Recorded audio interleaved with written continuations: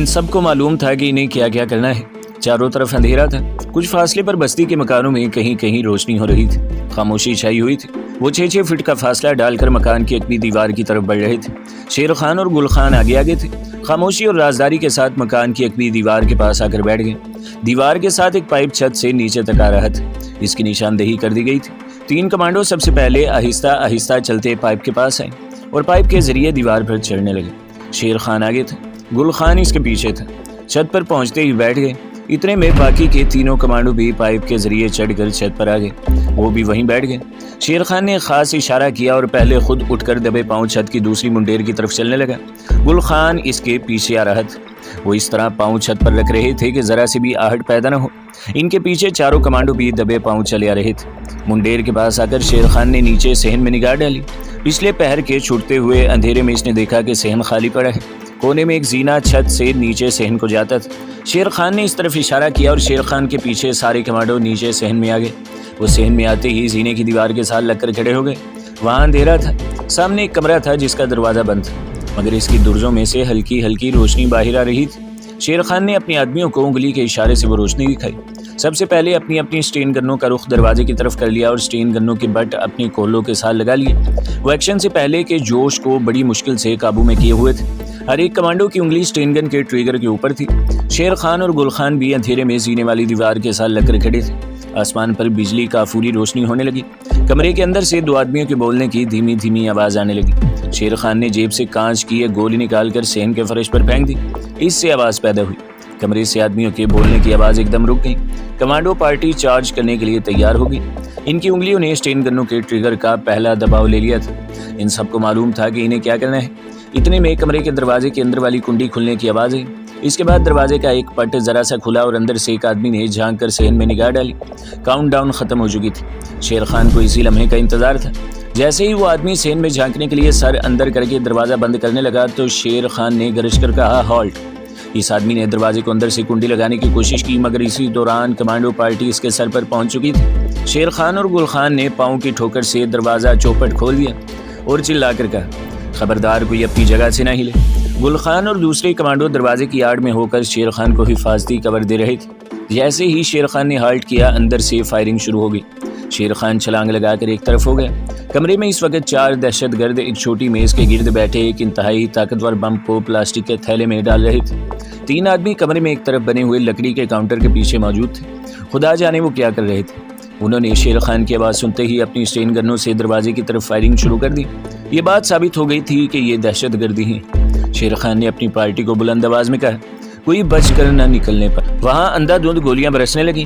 جو 4 دہشت گرد میز کے گرد بیٹھے تھے وہ سب سے پہلے شیر خان اور اس کی کمانڈو پارٹی کی فائرنگ کی زد میں آئے۔ وہ اٹھ کر اپنے پستول نکالنے لگے تھے کہ مجاہدوں نے ان کے جسم گولیوں سے چھلنی کر دیے اور وہ چاروں گر پڑے۔ کاؤنٹر کے پیچھے چھپے ہوئے 2 دہشت گرد ابھی تک فائرنگ کر رہے تھے۔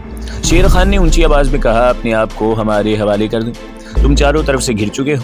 لیکن دونوں دہشت گرد برابر فائرنگ کر رہے تھے۔ شیر خان، گل خان اور دوسرے کمانڈو مجاہد دروازے کی آڑ لے کر ان پر فائر کر رہے تھے۔ شیر خان کو یقین ہو گیا تھا کہ جب دونوں دہشت گردوں کا میگزین ختم ہو جائے گا تو وہ انہیں زندہ گرفتار کرنے میں کامیاب ہو جائے گا۔ ان میں سے کسی ایک کا زندہ گرفتار ہونا ضروری تھا۔ پوچھ گچھ کے بعد ان سے بھارت کے تخریبی عزائم کے بارے میں مفید معلومات حاصل ہو سکتی تھی، لیکن خدا جانے ان دنوں بھارتی دہشت گردوں کو کیا سوجی کہ وہ فائرنگ کرتے کاؤنٹر سے باہر نکلے اور فائرنگ کرتے ہوئے شیر خان اور گل خان کی طرف بڑھی۔ اس وقت پیچھے سے کمانڈو پارٹی کے مجاہدوں نے انہیں اپنی فائرنگ کی زد میں لے کر وہیں ڈھیر کر دیا۔ شیر خان نے غصے میں کہا، تم کو ان پر فائرنگ کا کس نے آرڈر دیا تھا؟ مگر جو ہونا تھا ہو چکا تھا۔ دونوں دہشت گرد مر چکے تھے، ان کی کھوپڑی اڑ گئی تھی، دوسرے کی گردن میں نہ جانے کتنی گولیاں نکل گئی تھیں اور وہ بھی خون میں لت پت فرش پر پڑا تھا۔ شیر خان نے کہا، دوسری لاشوں کو دیکھو، کوئی زندہ تو نہیں؟ جب فرش پر پڑی 3 لاشوں کو دیکھا گیا تو معلوم ہوا کہ 2 دہشت گرد تو مر چکے ہیں، مگر ایک دہشت گرد ابھی زندہ ہے۔ اسٹین گن کا بریسٹ اس کے کاندھے اور بازو میں سے گزر گیا تھا۔ وہ شدید زخمی تھا مگر ابھی تک سانس لے رہا تھا۔ شیر خان نے اپنی آدمیوں سے کہا کہ اسے فوراً جیپ میں ڈال کر تنظیم کے اسپتال میں لے چلو۔ 2 کمانڈو مجاہدوں نے اسی وقت زخمی اور نیم بے ہوش بھارتی دہشت گرد کو اٹھایا اور اٹھا کر باہر لے جا کر جیپ میں ڈال دیا۔ شیر خان اور گل خان کمرے سے نکلنے لگے تو انہیں کاؤنٹر کے پیچھے آہٹ سی سنائی دی۔ وہ وہیں رک گئے۔ شیر خان نے گل خان کو اشارہ کیا کہ وہ آگے بڑھ کر کاؤنٹر کے پیچھے دیکھے۔ شیر خان نے اسٹین گن کا رخ کاؤنٹر کی طرف کر دیا۔ گل خان اسٹین گن آگے کیے ہوئے کاؤنٹر کی طرف بڑھا۔ جیسے ہی اس نے اسٹین گن کاؤنٹر کی دوسری جانب نیچے کی، کاؤنٹر کے پیچھے سے ایک نوجوان عورت نے ہاتھ کھڑے کرتے ہوئے روتے ہوئے کہا، خدا کے لیے مجھے نہ مارنا، میں مسلمان ہوں، یہ کافر مجھے اغوا کر کے لائے تھے۔ شیر خان نے عورت سے پوچھا، کیا نام ہے تمہارا؟ عورت نے روتے ہوئے کہا، میرا نام حشمت بی بی ہے۔ انہوں نے تمہیں کہاں سے اغوا کیا تھا؟ گل خان نے پوچھا۔ عورت نے کہا، ساتھ والے گاؤں سے۔ میں اسکول میں استانی ہوں، اسکول جا رہی تھی کہ انہوں نے مجھے اٹھا کر گاڑی میں ڈالا اور یہاں لے آئے۔ خدا کے لیے مجھے جانے دو، میرے ماں باپ غم سے مر جائیں گے۔ شیر خان نے کہا، فکر نہ کرو، ہم تمہیں تمہارے گاؤں پہنچا دیں گے، آؤ ہمارے ساتھ۔ شیر خان اور گل خان نوجوان عورت کو ساتھ لیے مکان سے باہر آ گئے اور مکان کی ایک بھی دیوار والے راستے سے تیز تیز چلتے ان درختوں کے پاس آئے جہاں ان کی جیپ کھڑی تھی اور ایک مجاہد ان کا انتظار کر رہا تھا۔ اس وقت صبح کی روشنی کا چادر پھیل چکا تھا اور لوگوں کا ایک ہجوم مکان سے کچھ فاصلے پر کھڑا مکان کی طرف دیکھ رہا تھا۔ یہ لوگ فائرنگ کی آواز پر وہاں پہنچ گئے تھے۔ شیر خان نے عورت کو اپنے ساتھ والی سیٹ پر بٹھایا، گل خان سے کہا کہ وہ پیچھے جا کر بیٹھ جائیں اور فوراً جیپ سٹارٹ کی اور جیپ کو پوری رفتار پر چلاتے ہوئے اس علاقے سے نکل آئے۔ جیپ شہر کے باہر والی سڑک پر تیز رفتاری سے جا رہی تھی۔ شیر خان کو احساس ہوا کہ ایک دہشت گرد زخمی حالت میں گاڑی میں بے ہوش پڑا ہے، اسے جتنی جلدی ہو سکے تنظیم کے اسپتال میں ابتدائی طبی امداد مہیا کرنی چاہیے تاکہ وہ زندہ بچ جائے اور اس سے پوچھ گچھ کی جائے۔ سڑک پر زیادہ ٹریفک نہیں تھی، وہ گاڑی کو تیز چلا رہا تھا۔ نوجوان عورت جسے بقول اس کے بھارتی دہشت گرد اغوا کر کے لے آئے تھے، شیر خان کے ساتھ والی سیٹ پر خاموش بیٹھی ہاتھ جوڑ کر خدا سے دعا مانگ رہی تھی۔ شیر خان نے اسے تسلی دیتے ہوئے کہا، گھبراؤ نہیں، ہم پہلے تمہیں تمہارے گاؤں پہنچائیں گے۔ عورت شیر خان کو دعائیں دینے لگی، اللہ تمہارا بھلا کرے، تم نے مجھے کافروں سے بچا لیا ہے، اللہ تمہارا بھلا کرے۔ جیپ ایک گاؤں کے قریب سے گزری تو عورت نے کہا، بس بھائی جان مجھے یہیں اتار دی، وہ سامنے میرا گاؤں ہے۔ شیر خان نے بریک لگا دی اور کہا، ہم تمہیں تمہارے گاؤں چھوڑ آتے ہیں۔ عورت نے ہاتھ جوڑ کر کہا، نہیں نہیں بھائی جان، میں خود ہی چلی جاؤں گی، آپ میرے ساتھ گئے تو پولیس کو دیکھ کر لوگ باتیں بنائیں گے، میں اکیلی ہی چلی جاؤں گی، اللہ تمہارے دونوں جہان میں بھلا کرے۔ اور عورت جلدی سے دروازہ کھول کر جیپ سے اتر گئی اور کھیتوں کے درمیان پگڈنڈی پر تیز تیز چلنے لگی۔ شیر خان کو خود بھی جلدی تھی، جیپ میں بھارتی دہشت گرد زخمی حالت میں پڑا تھا۔ اس نے عورت کو جانے دیا اور جیپ تیزی سے آگے بڑھا دی۔ وہ عورت جس نے اپنا نام حشمت بی بی بتایا تھا کھیتوں میں کچھ دور تک چلتی رہی، پھر ایک جگہ رک کر اس نے پیچھے دیکھا، سڑک پر سے کمانڈوز کی جیپ اس کی نظروں سے اوجھل ہو چکی تھی۔ اس عورت نے راستہ بدل لیا اور بائیں جانے والے کھیت کے ساتھ ساتھ چلتی اس گاؤں سے آگے نکل گئی جس کے متعلق اس نے شیر خان کو بتایا تھا کہ وہ اس گاؤں میں رہتی ہے۔ گاؤں کو پیچھے چھوڑ کر وہ ایک سڑک پر آ گئی۔ سڑک کے پار شہر کی ایک مشہور کالونی کی کوٹھیاں اور مکان دور تک پھیلے ہوئے تھے۔ عورت ایک بس اسٹاپ پر آ کر بینچ پر بیٹھ گئی۔ ایک خالی رکشہ قریب سے گزرا تو اس نے اسے ہاتھ دے کر روک، جلدی سے اس میں سوار ہوئی اور رکشے والے کو ایک علاقے میں جانے کا کہا۔ رکشہ وہیں سے گھوم کر واپس روانہ ہو گیا۔ رکشہ شہر کی کالونی کی سڑکوں پر سے گزرتا ہے شہر کے شمالی علاقے میں آ گیا جہاں دریا کا پل تھا۔ دریا کا پل عبور کرنے کے بعد رکشہ آگے ہی آگے بڑھتا چلا گیا، دونوں جانب کھیت شروع ہو گئے، پھر ایک ویران میدان آ گیا، یہاں سے بھی رکشہ آگے نکل گیا۔ آگے شیشم کے درختوں کا ایک بڑا گنجان ذخیرہ شروع ہو گیا۔ عورت نے وہیں رکشہ رکوا لیا، رکشے والے کو 50 روپے کا نوٹ دیا اور درختوں کے ذخیرے کی طرف چل پڑی۔ اس علاقے میں آبادی نہ ہونے کے برابر تھی۔ عورت درختوں کے ذخیرے میں چلتی رہی، ایک جگہ ذخیرہ ختم ہو گیا، اب سامنے ایک ویران زمین تھی جہاں سوائے جھاڑیوں اور گھاس کی اور کچھ نہیں تھا۔ عورت ان جھاڑیوں کے پاس آ کر ایک لمحے کے لیے رکی، اس نے گردن موڑ کر اپنے پیچھے ایک نگاہ ڈالی، شاید وہ یہ دیکھنا چاہتی تھی کہ کوئی اس کا تعاقب تو نہیں کر رہا ہے۔ جب اسے تسلی ہو گئی کہ اس کا تعاقب نہیں کیا جا رہا تو وہ آگے کو چل پڑی۔ ویران میدان میں مٹی کا ایک بہت بڑا ٹیلہ تھا جس کو بھوری جھاڑیوں نے ڈھانپ رکھا تھا، اس کے عقب میں کسی پرانی عمارت کا کھنڈر تھا۔ عورت اس کھنڈر کے پاس آ کر ایک پرانی اینٹوں کے ڈھیر کے پاس بیٹھ گئی، جیسے چلتے چلتے تھک گئی ہو اور ذرا آرام کرنے کے لیے رکی ہو، لیکن ایسی بات نہیں تھی۔ وہ یہ معلوم کرنا چاہتی تھی کہ اس کے پیچھے تو کوئی نہیں لگا ہوا۔ عورت 6-7 منٹ تک اسی جگہ بیٹھی رہی، تھوڑے تھوڑے وقفے کے بعد وہ پیچھے درختوں کے ذخیرے کی طرف دیکھ لیتی تھی، وہاں دور دور تک کوئی انسان نظر نہیں آ رہا تھا۔ عورت اٹھ کر پرانی عمارت کے کھنڈر کی طرف چلی، یہ کسی قدیم تاریخی عمارت کا کھنڈر معلوم ہوتا تھا جو بہت شکستہ حالت میں تھا۔ عورت کھنڈر کے عقب میں آ گئی، یہاں کھنڈر کی ایک دیوار میں شگاف پڑا ہوا تھا، وہ اس میں سے ہو کر کھنڈر میں داخل ہو گئی۔ آگے کھنڈر کی عمارت کا ویران صحن تھا جہاں اینٹ پتھر ادھر ادھر بکھرے ہوئے تھے، سامنے والی شکستہ دیوار میں کھنڈر کے اندر جانے کا تنگ سا راستہ بنا ہوا تھا۔ عورت اس میں سے گزر کر کھنڈر کے اندر چلی گئی، جیسے ہی وہ اندر گئی دوسری جانب سے ایک آدمی اچانک نکل کر اس کے سامنے آ گیا اور اس نے وہیں دبوچ لیا۔ عورت نے اسے ڈانٹتے ہوئے کہا، بھیکو، بندے کو پہچان لیا کرو، پیچھے ہٹو، مکند لال اندر ہی ہے کہ کہیں گیا ہوا ہے؟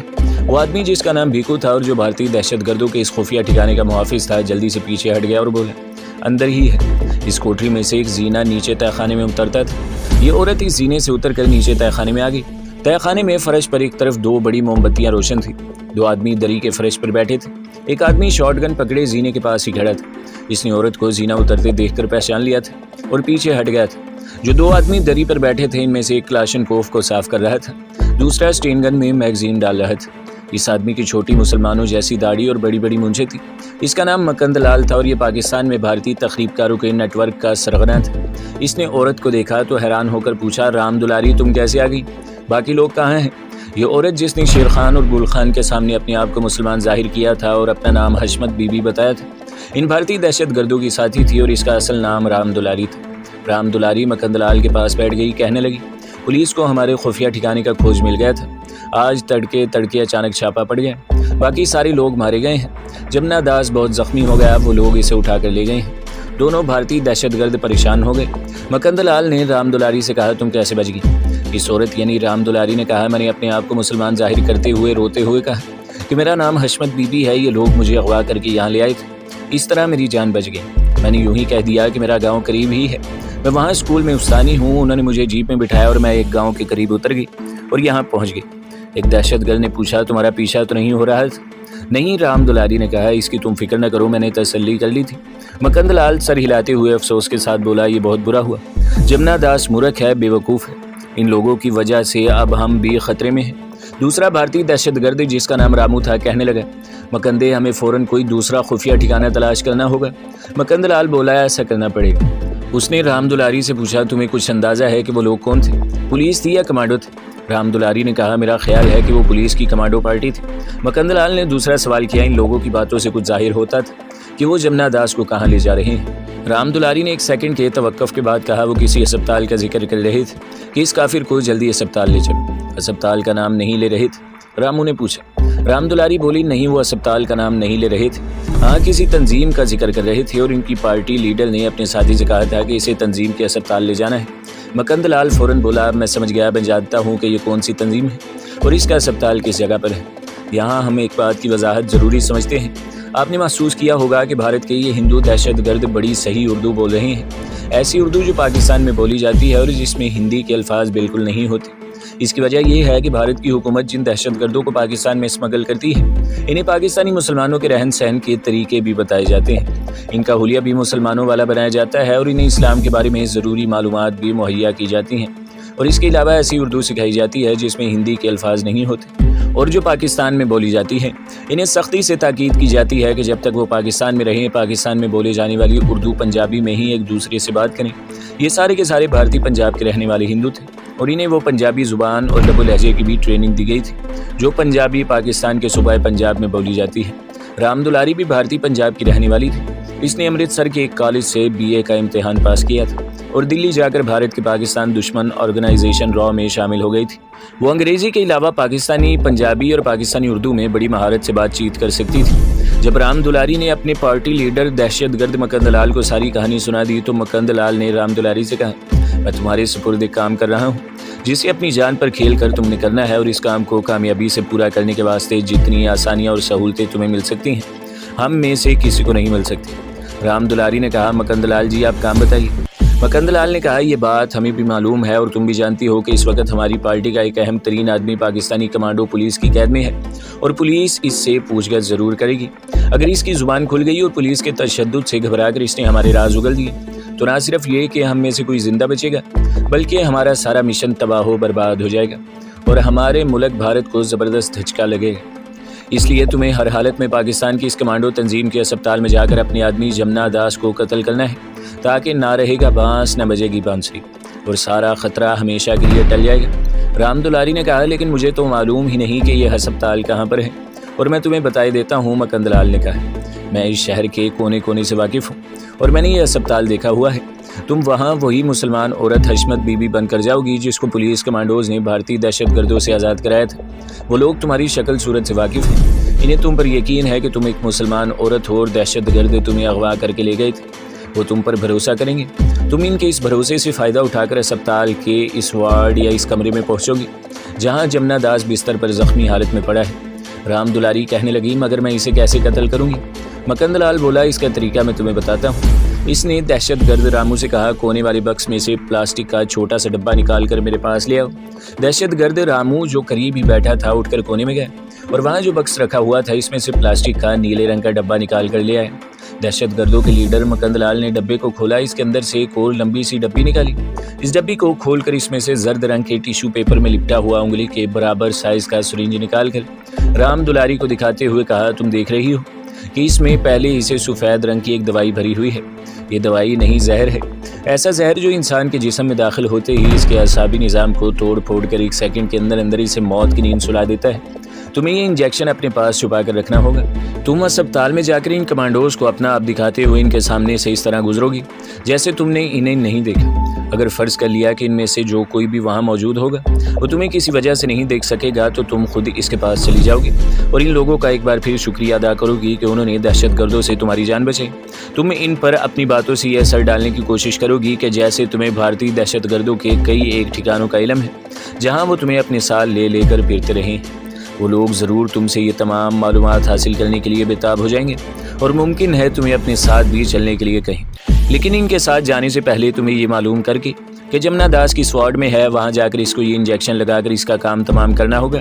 اگر فرض کر لیا کہ تمہیں اس وقت جمنا داس کے قریب جانے اور اسے ہلاک کرنے کا موقع نہیں ملتا تو تم پولیس کمانڈو کے ساتھ جہاں وہ لے جائیں چلی جاؤ گی۔ تم ایک تو ان کی دہشت گردوں یعنی ہمارے خلاف جو بھی سرگرمیاں اور اسکیمیں ہیں وہ معلوم کر کے ہمیں ان سے آگاہ کرو گی، اور دوسرا خود ان کے کمانڈوز کے بارے میں معلومات حاصل کرو گی کہ وہ کہاں کہاں پر رہتے ہیں تاکہ ہم وہاں جا کر انہیں قتل کر دیں۔ باقی تم تربیت یافتہ دہشت گرد عورت ہو، تمہیں خود معلوم ہے کہ تمہیں اور کیا کیا کچھ کرنا ہوگا۔ رام دلاری نے کہا اگر فرض کر لیا کہ اسپتال میں مجھے ان لوگوں میں سے کوئی بھی نہیں ملتا تو اس صورت میں مجھے کیا کرنا ہوگا؟ مکند لال نے زہریلے انجیکشن کو ٹیشو پیپر میں دوبارہ لپیٹتے ہوئے کہا اس صورت میں تم یہاں واپس آ جاؤ گی اور دوسرے دن پھر اسپتال جا کر ان پولیس کمانڈوز کا سراغ لگاؤ گی۔ وہ لوگ ابھی جمنا داس کو اسپتال لے کر گئے ہیں۔ مجھے یقین ہے کہ جن 6-7 پولیس کمانڈوز کو تم نے دیکھا ہے اور جنہوں نے تمہیں دیکھا ہوا ہے ان میں سے کوئی نہ کوئی ضرور اسپتال کے کسی وارڈ میں ہوگا، بلکہ جہاں تک میرا خیال ہے پولیس کمانڈوز نے جمنا داس کو کسی اسپیشل کمرے میں سخت حفاظتی انتظامات کے تحت رکھا ہوگا۔ یہ اسپتال زیادہ بڑا اسپتال نہیں ہے، وہاں 6-7 ہی پرائیویٹ کمرے ہیں۔ تمہیں آسانی سے پتہ چل جائے گا کہ وہ لوگ کہاں پر ہیں اور جمنا داس کا کمرہ کون سا ہے۔ میں تمہیں بتا دیتا ہوں کہ یہ اسپتال کس جگہ پر ہے۔ اس کے بعد مکند لال نے رام دلاری کو تنظیم کے اسپتال کا سارا پتہ اور محلے کو بتایا اور کہا یہ ایک نیم خیراتی اسپتال ہے، تم وہاں اپنی بیمار والدہ کے لیے دوائی لینے کے بہانے بھی جا سکتی ہو۔ وہ لوگ تمہیں وہاں دیکھ کر تم سے ضرور پوچھیں گے کہ ابھی صبح کو وہ لوگ تمہیں تمہارے گاؤں کے پاس چھوڑ کر آئے تھے تو اب تم اسپتال کیسے آ گئی؟ تم انہیں کہنا کہ میری ماں میری جدائی میں سخت بیمار پڑ گئی تھی، میں جب گھر پہنچی تو اس کی حالت خراب تھی، میں اس لیے اسپتال سے دوا لینے آئی۔ یہ بھی کہنا کہ ہم لوگ غریب لوگ ہیں، کسی ڈاکٹر کو گھر نہیں بلا سکتے وغیرہ وغیرہ۔ آگے تم بہتر اداکاری کر سکتی ہو۔ میرا خیال ہے کہ جمنا داس ابھی جیسا کہ تم نے بتایا ہے شدید زخمی حالت میں ہے، ابھی پولیس کمانڈو نے اس سے پوچھ گچھ شروع نہیں کی ہوگی، اس لیے ہم بے خوف و خطر ہو کر اس خفیہ تہہ خانے میں رہ سکتے ہیں۔ ہم اسی جگہ تمہارا انتظار کریں گے، اس دوران اگر خطرے کی کوئی بات ہوئی تو تم ہمیں جیسے بھی ہو سکے فوراً اطلاع کرو گی، ٹھیک ہے؟ ٹھیک ہے، رام دلاری نے کہا۔ مکند لال نے زہریلے انجیکشن کی سوئی کے اوپر پلاسٹک کی چھوٹی سی ٹوپی چڑھا کر اسے ٹیشو پیپر میں لپیٹ دیا تھا۔ اس کے بعد اسے کپڑے کے چھوٹے رومال میں لپیٹا اور رام دلاری کو پکڑاتے ہوئے کہا اسے اپنے لباس میں کسی ایسی جگہ چھپا کر رکھ لو جہاں آسانی سے کسی کی نگاہ نہ پڑ سکے۔ رام دلاری نے رومال میں لپیٹا ہوا سرنج لیا اور بڑے آرام سے اپنے گریبان کے اندر رانگیا میں چھپا لیا۔ مکند لال نے کہا اب تم پیچھے جا کر منہ ہاتھ دھو لو، کپڑے یہیں رہنے دینا، ان کپڑوں میں پولیس کمانڈو تمہیں جلدی سے پہچان لیں گے، ناشتہ وغیرہ بھی کر لینا۔ تمہیں معلوم ہے کہ صبح کے وقت ہم کہاں اور کس طرح ناشتہ کرتے ہیں۔ حشمت بی بی جو اصل میں بھارتی دہشت گردوں کے ساتھ رام دلاری تھی اٹھ کر تہہ خانے سے باہر نکلی اور کھنڈر کے صحن میں سے ہی گزر کر پیچھے ایک چھوٹی سی کوٹری میں گھس گئی جس کے اوپر جنگلی بیلیں چڑھی ہوئی تھی اور کوٹری باہر سے بالکل دکھائی نہیں دیتی تھی۔ اس کوٹری میں ایک جالی دار چھوٹی الماری تھی جس کے اندر ایک میٹھی چٹنی کا ڈبہ اور ایک آم کے اچار کا ڈبہ پڑا تھا۔ ایک پتیلی کے اندر رومال میں لپٹی ہوئی 6-7 چھوٹی روٹیاں تھیں، پاس ہی پانی سے بھری ہوئی مٹی کی جھرجھری پڑی تھی۔ رام دلاری نے اس میں سے پانی ایک پیالے میں ڈال کر سب سے پہلے منہ ہاتھ دھویا، بالوں کو انگلیوں سے کنگھی کی، پھر وہیں بیٹھ کر آم کے اچار سے روٹی کھائی، پانی پیا اور واپس مکند لال کے پاس تہہ خانے میں آ گئی، کہنے لگی میں جا رہی ہوں۔ مکند لال نے بٹوے میں سے 60-70 کے قریب پاکستانی کرنسی کے نوٹ نکال کر دیے اور کہا اسے بھی سنبھال کر رکھ لو، میں نے تمہیں زیادہ پیسے اس لیے نہیں دیے کہ پولیس کمانڈو کو شک پڑ سکتا ہے کہ یہ غریب استانی ہو، تمہارے پاس اتنی رقم کہاں سے آ گئی؟ اب جاؤ، بھگوان تمہاری مدد کرے گا۔ رام دلاری نے ہاتھ جوڑ کر مکند لال اور رامو کو پرنام کیا اور تہہ خانے کا زینہ چڑھنے لگی۔ تہہ خانے سے نکل کر وہ کھنڈر کے صحن میں آ گئی۔ صحن اسی طرح اجاڑ پڑا تھا۔ وہ اس راستے سے باہر نہ نکلی جس سے کھنڈر میں داخل ہوئی تھی، بلکہ ایک دوسرے خفیہ راستے سے باہر نکل گئی۔ اس طرف بھی ایک اجاڑ میدان تھا۔ وہ میدان کے کنارے کنارے اگی ہوئی جھاڑیوں کے ساتھ ساتھ چلتی ایک کچے راستے پر آ گئی جو ٹہلی کے درختوں کے ذخیرے کے پہلو سے ہو کر آگے سڑک پر نکل جاتا تھا۔ سڑک پر ٹریفک چل رہی تھی۔ یہاں سے رام دلاری نے ایک رکشہ لیا اور تنظیم کمانڈو کے نیم خیراتی اسپتال پہنچ گئی۔ تو دوستو، اگلی قسط سننے کے لیے ہمارے چینل کو سبسکرائب کریں، ویڈیو کو لائک کریں اور بیل کے آئیکن کو بھی دبا دیں تاکہ ہر جو آنے والی ویڈیوز ہیں وہ آپ کو سب سے پہلے ملتی رہیں۔